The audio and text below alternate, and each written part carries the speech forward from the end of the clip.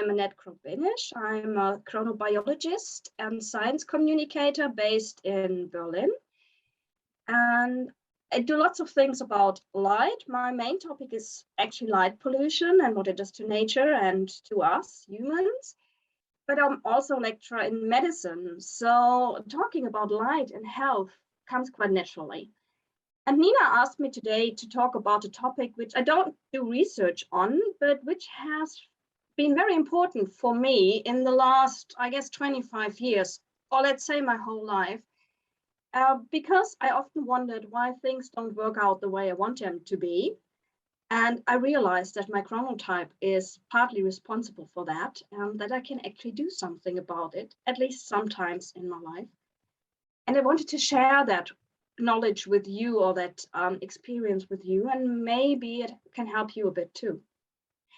Now, diving into the topic, let's just talk about the important questions. What are chronotypes?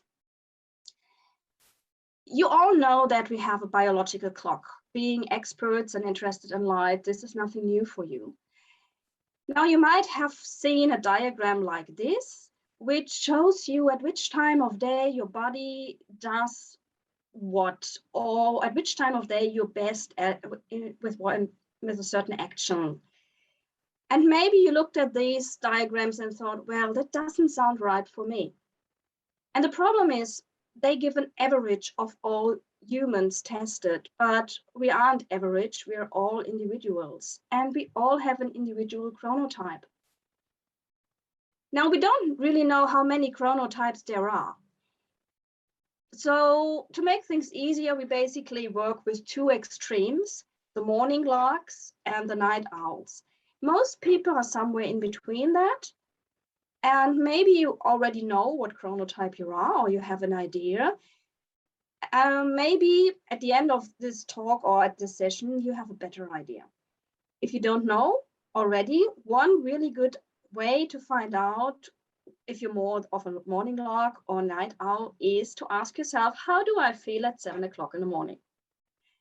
Maybe you like the lady on top, who is ready for the day, who finds it easy to get up, who might not even use an alarm clock because she just wakes up at 7 or 6:30 in the morning and everything's fine. Or maybe you're like the lady, the other lady who finds it very, very hard to get out of bed at 7 o'clock in the morning. This would be me. And who would like to sleep considerably longer. Now, in our society, no matter if you're in the UK or overseas or in Germany, we all have this saying, which says, the early bird gets the worm. So people who are active in the morning, who are in the office at 8 o'clock, ready to work, they usually are considered as being productive people. While people who are tired in the morning but like to work late, they often have this, they often are told that they're lazy. But the thing is, only 20% of us, actually rather less than 20% of us, are chronotypes that enable them to be active that early in the morning. The rest of us would prefer to sleep until 8, 9 o'clock or even longer. So we're having a bit of a problem here. Now, society tells us if you're tired in the morning, just go back to bed earlier during the evening. But you might find that if you do that, you find it hard to go to sleep.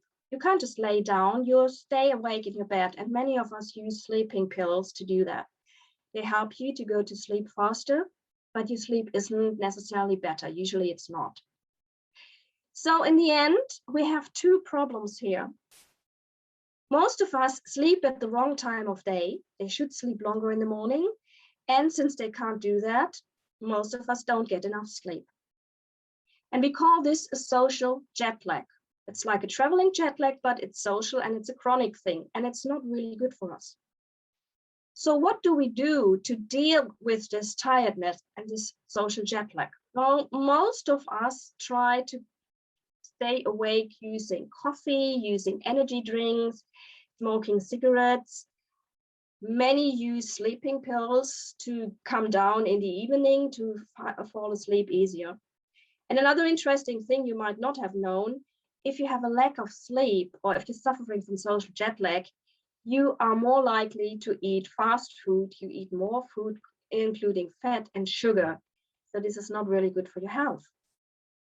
And all this naturally has health applications, health implications. You will know if you have a lack of sleep, if you suffer from social jet lag, you have a higher risk of depression, you have a higher risk of cardiac diseases, and you have a higher risk of obesity and of diabetes. So obviously we need this sleep, and obviously we should somehow live according to our chronotype. But our chronotype doesn't fit our society's ideas. Now, often people ask me, can I change my chronotype? And there's a very clear answer. Nope, you can't. Your chronotype is part of your circadian system, which is mainly focused in your brain, which is controlled by blue light, and which involves the hormone melatonin. And your chronotype is hardwired on your genes. That means if you're born a night owl, you will stay a night owl pretty much all your life, and you can't change into a morning lark. And if you're a night owl, no amount of coffee will enable you to work efficiently in the early morning. It just doesn't work that way. So do we have to live with the fact that we're really, really tired all the time? What can we do about this? Let's have a look at how our life is supposed to be. We're supposed to be outside during the day a lot, getting lots and lots of sunlight. And at night, we're supposed to have little light. And if we have light, then, well, our ancestors had fire, so it's supposed to be warm light, not the cold light we are having from LEDs a lot these days. But our daily life today is different. We are not following our organic clock. We are following an artificial clock. We're spending most of our days inside with the blinds down because we can't see the computer screens in the sunlight. We're working late, looking onto computer screens. We are socializing in the evening using lots of light. We're using LED screens late at night, and we even sleep with lots of lights on. And this messes with our circadian rhythm, and this messes with our chronotype. So what can we do if we actually want to live according to our chronotype, and if we want to get around this social jet lag thing? Now, the first thing is we have to strengthen our circadian clock. This is what we all have to do, no matter if you're a morning lark or a night owl. This means try to sleep in natural darkness, which is very, very difficult, especially if you live in a city, but we have so much outdoor light these days, this is almost impossible. Try to wake up with natural lights, which means keep the blinds up, which is also very hard to do in a city. Try to get as much sunlight during the day as you can. Sunlight will tell your internal clock that it's daytime and that it's not supposed to produce melatonin, and this will help you sleep better at night. In the evenings, use dim and warm lights, so you can calm down, you can relax, you can feel better, you prepare your body for going to sleep. And stay away from electronic devices about 2 hours before bedtime. Don't check for emails in bed. This is a bad idea because they emit lots and lots of blue light, and we don't need that. Or at least use a blue screen if you can't get around this. So this is a basic thing for everyone. And I'm pretty sure that you know that already, or most of you know that already, in people working with light. Now, what about chronotype? It might be a good idea to ask yourself, what is my chronotype? You might already know. If you want to have it really black on white on a screen or on some sheet, you can do an online test, an MEQ or an MCTQ questionnaire done by some universities like Chronotype Self-Test Info. There are a couple of others around. They will tell you what chronotype you most likely are. And there's one interesting thing. Most people I know who thought they were night owls turn out to be absolutely normal, because this idea that we have to get up at 6 o'clock in the morning, this is not what we as humans are supposed to be. Most people should sleep longer.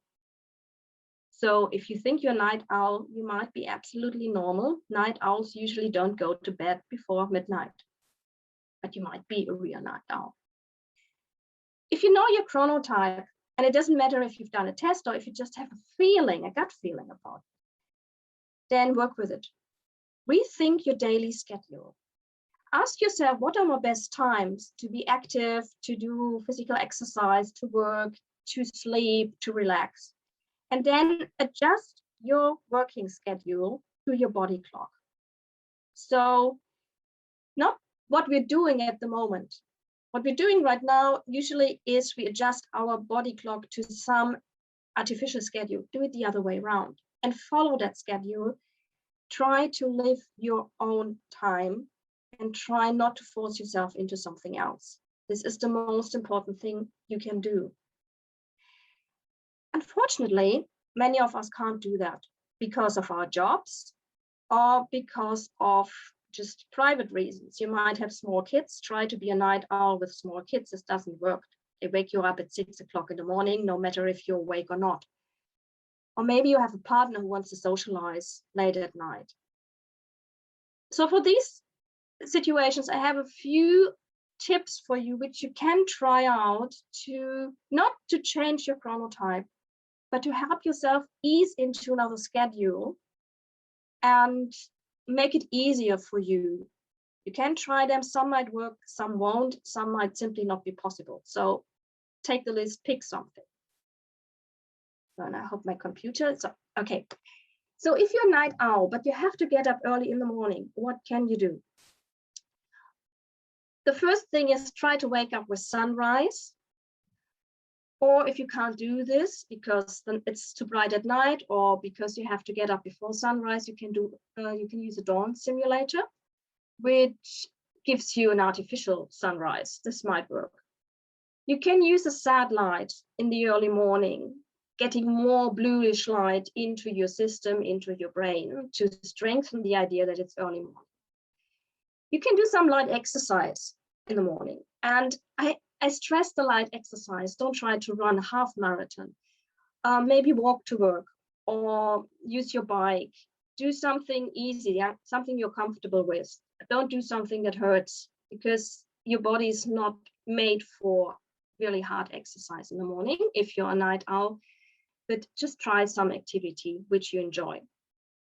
And preferably do it outside, get lots of sunlight. In the afternoon, try to rather stay away from the sunlight, stay away from bright lights, use dim lights in the evenings, stay away from electronic devices as early as possible in the evenings, try to avoid the blue light or use a blue light filter. And please don't exercise or eat late. So if you want to have exercise, do it at daytime and not at 9 o'clock in the evening, because this exercise will just wake you up even more and then train your body clock to this late time of day. This might help if you want to advance your daily rhythm. What can you do if you're a morning person, a morning bird, and you want to delay the whole thing? You have to work a bit differently. But again, it's light and exercise. Allow less light in your bedroom. Maybe have the blinds down so your day starts later. Get lots of sunlight after midday, not so much in the morning, but after midday, and then heaps of it. Exercise in the afternoon, not in the morning. And again, do it outdoors, get lots of sunlight. If you're tired in the afternoon, try a nap. Doesn't mean you have to sleep 2 hours. Maybe 15 to 20 minutes. Figure out what's good for you. Figure out what timing is good for you, because then you won't be that tired in the evening. So this might help you to get over the evening without being too sleepy. You can use a satellite in the afternoon or the early evening, but please not too late, because then you risk again that you aren't sleepy enough to fall asleep.